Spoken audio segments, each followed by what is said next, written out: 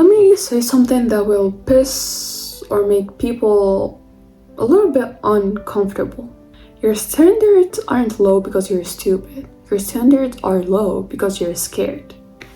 You're scared of being too much. You're scared of being alone. You're scared of being judged for wanting more than the bare minimum. You don't have low standards. You have tolerance. High tolerance for things you don't deserve.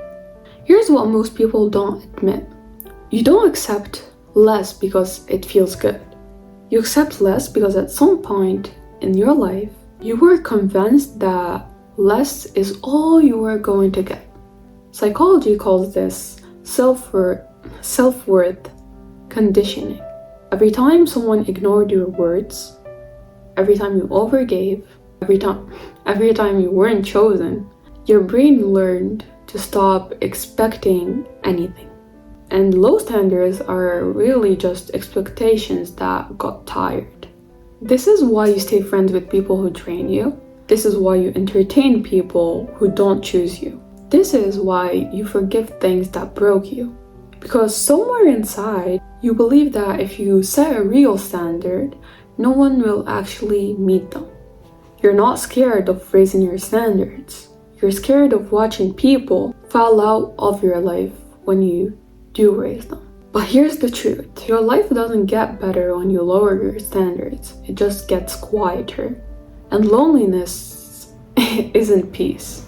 So let me tell you how to raise your standards without feeling guilty or difficult or dramatic. A standard isn't a wish list. It's a boundary. It's a minimum.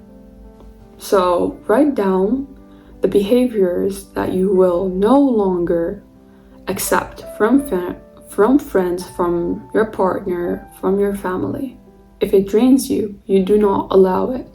If it confuses you, you don't chase it. If it breaks you, you don't rebuild it.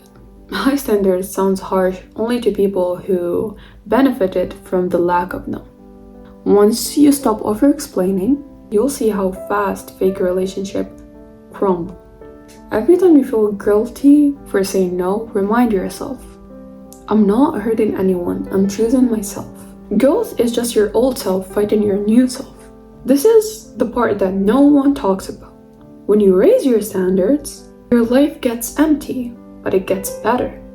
But that emptiness isn't a punishment, it's space. And that space is where the right people actually fit. You don't lose people when you raise your standards. You lose the people who were using you. Your standards aren't high, they're healthy. The right people won't be intimidated. They will be relieved. So if no one told you today, you are allowed to want more, are allowed to expect more, and you are allowed to stop settling. So raise your standards. Your future self will thank you for it.